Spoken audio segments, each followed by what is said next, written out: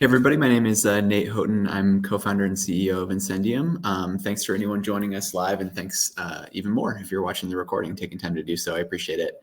Often we will have on these growth accelerator events guests that we speak with about their products, about the companies that they're building.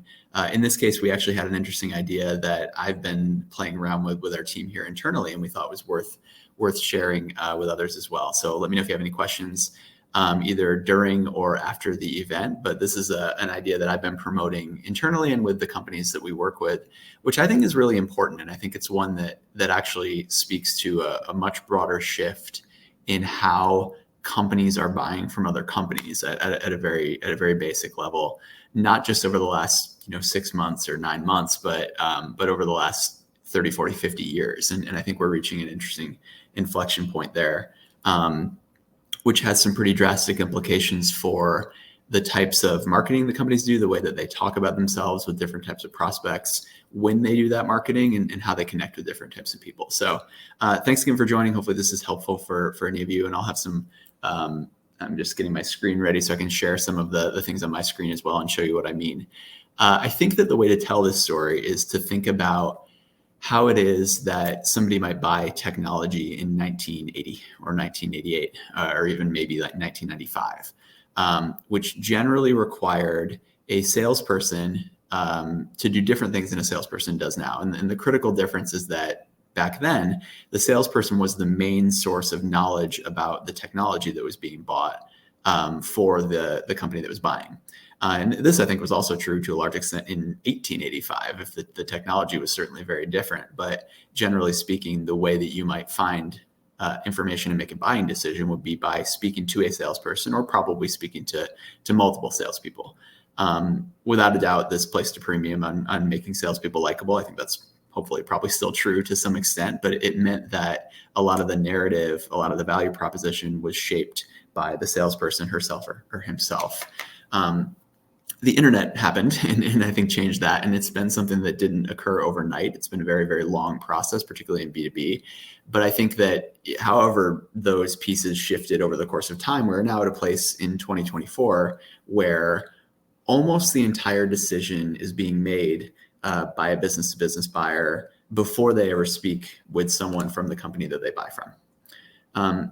And that sounds very basic, but if you think about it for a moment, it's a really drastic change. It actually has some pretty major implications for where people sit in the value ladder, the types of things that they're doing. It's kind of amazing to imagine a world, if you had told this to someone in 1970, 1980, that there would be a world in which buyers would not need to speak with someone in order to make a really educated decision between different options, buying anything for their business, and in most cases now software.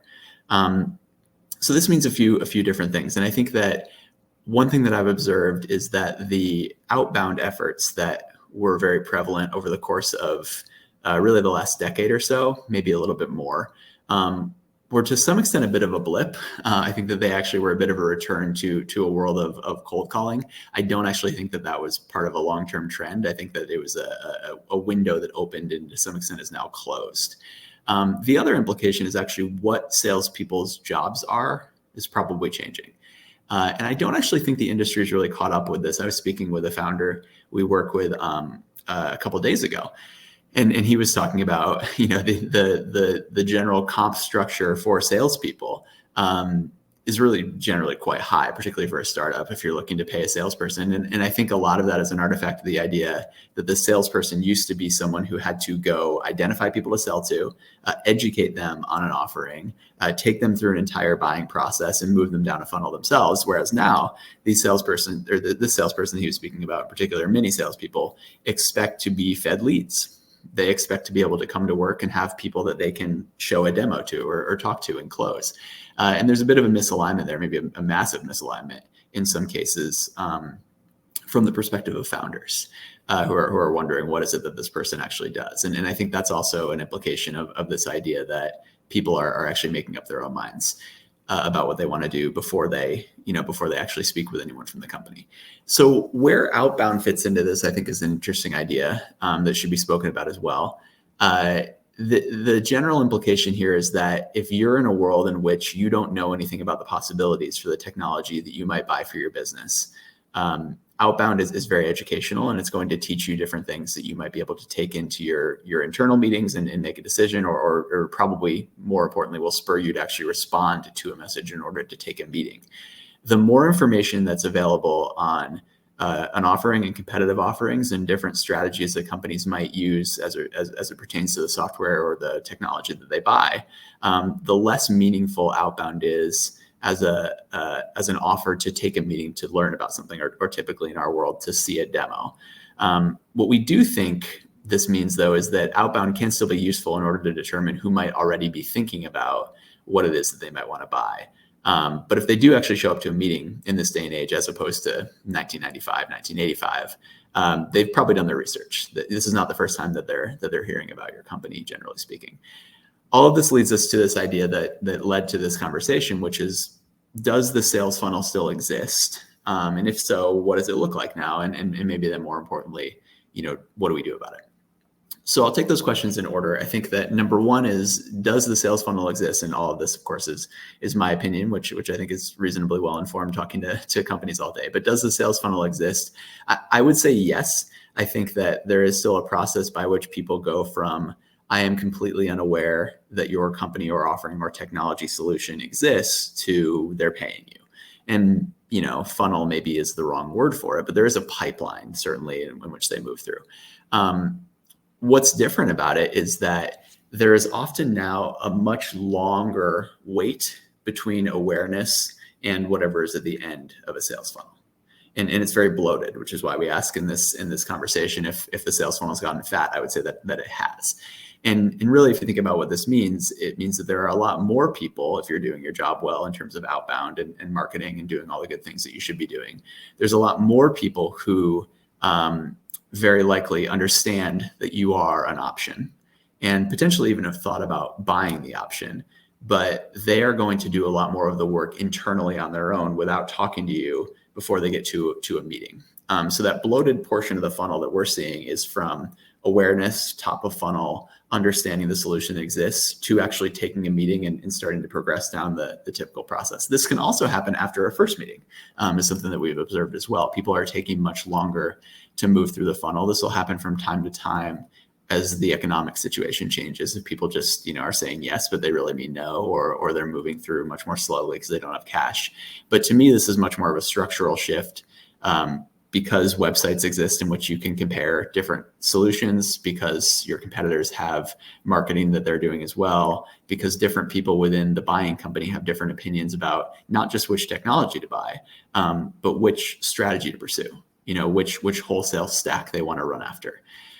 So all this leads to an idea of what should be done about this. And this is to some extent the bad news, unless you're a service provider like us that provides solutions to these problems. I think that the answer is that there aren't as many, maybe any at all at the current moment, single platform solutions to this problem. So if you have a situation in which the funnel still exists, but it's getting stuck in the middle, you do still need to do all of the things that you would do in a normal sales funnel, in my opinion. You need to be doing outbound. You need to be taking sales meetings. You probably need to be finding a way to call people or at least leave them voicemails. You do need to be on LinkedIn, messaging people there as well. So you need an outbound motion. This is maybe another point of debate, but generally I think that's worth establishing first, so that you can keep it's almost like a current or the flow of a river moving through the whole pipeline, so that you're getting new people into the top. You can't just ignore the top of the funnel. You need new people to move into it. The issue for many smaller companies now is that you also need a lot of tools to deal with that mid funnel. You need to find different and better ways to get people from one stage to the next. And for the most part, most companies I talk to, whether or not they would admit it, the general tool or the general lever that they have to pull here is yet another wanted to follow up to see if you got my email. So they have SDRs, they have AEs, they even have founders in some cases who are sending 3, 4, 5 emails to check in and follow up. That probably wasn't as big of a weakness when the funnel was flowing a little more smoothly, but we need a better solution to that fat part of the mid funnel. And this is where we get into a combination of what I would call thought leadership and community marketing. So The implication here that I think is very different is that most marketing activity traditionally has been focused above the top of the funnel. So in the classical sense, you would do marketing, you would then move to awareness, and then you would move through a sales funnel to get to a buying decision. Again, as I just reiterated, that still needs to happen in all the same way. But there's now a further set of marketing that needs to occur for these people who are not saying no yet and are genuinely considering an offering, but are doing so in a different way in which they're actually considering on their own. They're talking about it internally. This, I think we could broadly call community. And community can mean a lot of different things. Right now, we are engaged in a form of community. We have established a temporary community from 11:30 Central Time until 12 p.m. Central Time, in which all of us together here are in a community. And anyone further who might look at this video later, this is a form of a very small community that we've created, and the purpose of which is to make Incendium seem like we know what we're talking about with growth and with marketing, to remind anyone who's thinking about working with Incendium that yes, in fact, Incendium does know what they're talking about, and maybe give somebody some ideas about work that they could do with us. That's the purpose of this community that we're actually engaging in right now. It can also be more explicit. I think certainly social networks are forms of communities, and of course in B2B, LinkedIn is the prime example here, in which you have a ready-made set of people who have interests and ideas in common. You can leverage that by posting. You can leverage that by reaching out to people. You can comment on people's posts, etc. It seems very mechanical, but what it actually is a better way to engage with someone in that mid part of the funnel, instead of, again, just sending them another message to see if they're ready to buy something yet, because they probably aren't. But staying in front of them is very important. It's a different kind of marketing. The broadest form of community, which I think is worth talking about here too, is you can actually explicitly now create a community. And so many of you have seen this. I'm going to go ahead and share my screen. But this is the Incendium Circle community that we built. And this is one of many technologies that exist. Circle, Mighty Networks are a couple of them. Slack is used in some cases for people to create communities. The idea here is that we've put in place a number of different items for people to engage with Incendium in different ways before they're ready to buy anything from us, or in some cases, since we're a services business, between times when they're actually paying us for things. So you could, for instance, want to engage with Incendium by buying something from our merch store. You might want to get a hat, which we would be happy to send you if you ask me. We have plenty of hats. You might want to see which platforms or tools we like to use. What are the lead sources that we prefer if you want to try to do it on your own? You might want to pitch your offering if you're trying to sell something, so that you can share this with other people who are in the community. Or you might actually just want to learn more about how we do growth. What are the tools that we use? What are the different plays that we've created? This is educational. It's a learning opportunity. These are all different forms of community within this one place. And the reason that this exists is so that we can continue to engage with people who might like us, but are not ready to buy something from us yet. This is, again, much more effective than the tools in a salesperson's toolkit to continue to follow up with people. It's really a better iteration of a newsletter in some cases too, to keep people updated with different things. I think that generally the implication that I'm driving at here is two things. One is you can't just stop doing all the traditional growth that you have been doing. You need to do outbound. You need to continue to post. You need to do videos and thought leadership and marketing and branding and all of those important things. But there needs to be a better way to capture, I'd say, a better container for the people who are mid-funnel who might have just gone through the full funnel before. Our best effort on this is community. That's something that we've created for ourselves, and we recommend that others do too. The hard part about this is that you are moving, and this is the words of a former boss of mine I was speaking to, you're moving from science to religion. There's a science to a funnel in the sense that you can understand that if you have 100 people on the top of the funnel, you will make X number of dollars from those 100 people. It can be very systematized. It can be very easy. Community is much more like religion. You kind of have to believe over time that this is going to drive different buying behavior. Attribution is very, very hard in this case. It's difficult to understand that I posted this specific thing and that got someone to think about working with us again when they would have forgotten about us before, and now they are working with us. But that doesn't make it any less important. I think it's kind of like putting ads on TV. If you're a major restaurant brand, you need to continue to do so. And so for us, this is the way that we're thinking about continuing with traditional outbound motions.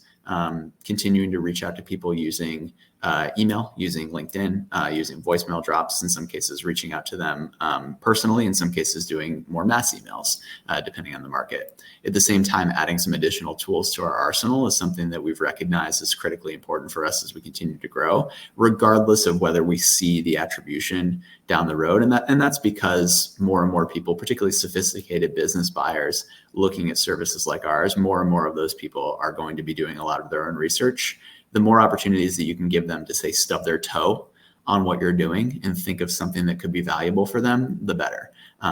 So one thing I've noticed is I've started getting a lot of texts and calls and Slack messages from people who are in the funnel asking, does Incendium do this, whatever it is, because it's something they saw. So that tells me that they're thinking about the work that we do, and they're thinking about how they might be able to work with us because they have a general affinity for the brand and for the organization as they do their research. They'll find the solution later. I think that's the key to this issue versus me going out to them constantly and telling them about new things that we're doing. So relatively short, relatively brief, happy to answer questions that anyone has. If you do want to speak privately about any of this, I'm more than happy to take some time to chat. Don't need to belabor it too much, but I think it's a very powerful idea. And I think that this is something that, given the discovery tools that everyone has at their disposal, is not going to go away. It's just going to become more and more prevalent as people make buying decisions in different ways. We need better containers to deal with the people who are in the mid of funnel. And these are the best answers that we have for how to do that. So that's all that I have for today. I appreciate everyone joining, and we will chat with you again if you call or text me. Like I mentioned, we're happy to help out where we can.